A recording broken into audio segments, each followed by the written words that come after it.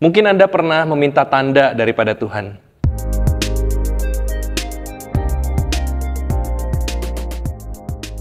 Di tengah persimpangan jalan hidup yang Anda lalui, di tengah pilihan-pilihan yang Anda tidak tahu apa yang harus Anda pilih, Anda akhirnya pernah mengambil sebuah jalan untuk bertanya kepada Tuhan, meminta tanda daripada Tuhan. Tentu minta tanda daripada Tuhan bukan hal yang salah, karena tidak sedikit tokoh-tokoh Alkitab yang meminta tanda dari Tuhan ataupun diberi tanda secara langsung oleh Tuhan. Namun bagaimana sikap hati kita ketika kita meminta tanda daripada Tuhan? Saudara, di dalam Markus pasal yang ke-8 ayat 11-13 diceritakan ada orang-orang Farisi yang datang kepada Tuhan Yesus untuk meminta tanda dari surga.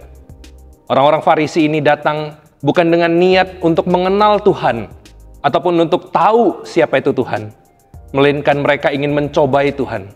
Dari dalam hati mereka, motivasi mereka adalah mempertanyakan siapa itu Tuhan. Di dalam kisah itu diceritakan bahwa Tuhan Yesus mendesah di dalam hatinya. Dan ia berkata, "Mengapa orang-orang zaman ini meminta tanda? Sesungguhnya aku berkata kepadamu, kepada orang-orang ini sekali-kali tidak akan diberi tanda." Saudara, ada 3 hal setidaknya yang kita bisa pelajari untuk kita boleh meminta tanda daripada Tuhan.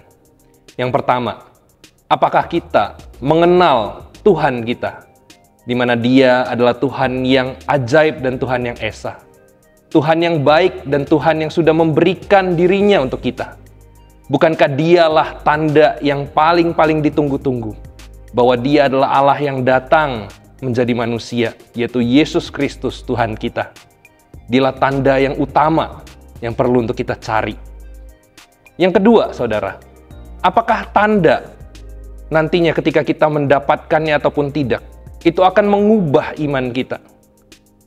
Saudara, barangkali kita boleh semakin bertumbuh iman kita ketika kita mendapatkan tanda. Namun hati-hati, jika iman kita bisa bertambah melalui tanda itu, barangkali juga iman kita bisa berkurang. Sebaliknya, terlepas dari kita mendapatkan tanda ataupun tidak, biarlah iman kita tetap kepada Tuhan itu. Dan yang ketiga, apakah tanda yang kita minta itu merupakan wujud pencarian kita kepada Tuhan?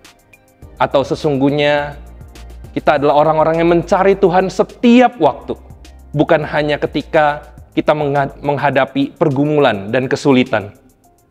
Karena itu saudara, marilah kita menjadi orang-orang yang rindu untuk mengenal Tuhan, bukan orang-orang yang bertanya dan mempertanyakan Tuhan ketika kita meminta tanda. Dan biarlah kiranya Tuhan juga boleh menjawab sesuai dengan kehendaknya ketika kita meminta daripadanya. Percayalah, barang siapa yang meminta, kepadanya akan diberikan. Kiranya Tuhan menolong kita.